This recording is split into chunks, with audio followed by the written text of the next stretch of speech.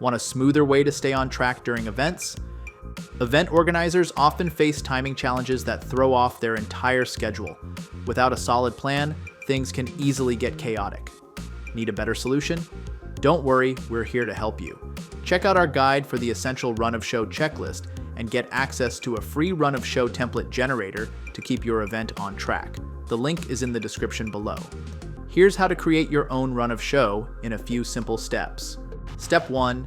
Define your event segments. Outline major event segments like registration, sessions, and breaks. Step 2. Set time allocations.